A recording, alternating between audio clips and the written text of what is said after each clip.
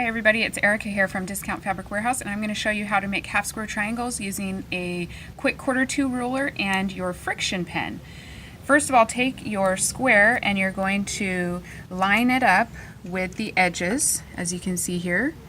Okay, and you're just going to draw a line on both sides of the fabric using your friction pen. What I like about the friction pen is it's really a fine line, so it makes it easy for sewing. And as you can see, I'm going to sew now on both of those lines. So it's nice on your machine. You want to set it up with the 1/4 inch foot without the guide so that it doesn't get in your way. And you're just going to take your machine and stitch on both sides. So do a locking stitch and sew down one side. And you can see here how my line is just going right in the middle with the sewing line of your foot. Alright, so then you can just take and rotate your fabric, and then you're going to sew along the other side as well.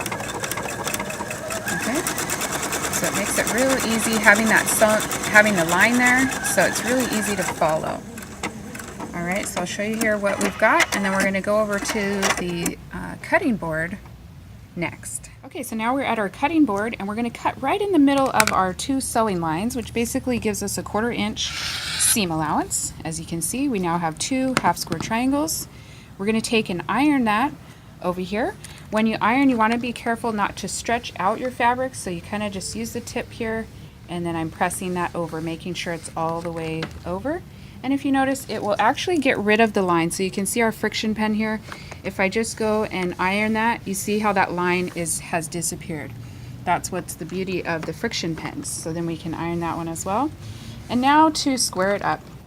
The most important thing is you're going to use this 45-degree line on your ruler. Make sure you line that up with the 45-degree line that you just sewed, and then you can square it up. So we're going to square up at 3.5, so we're already pretty much right at 3.5, so we just need to cut a little bit off on both sides here. Okay, that way we know that this side is nice and squared up.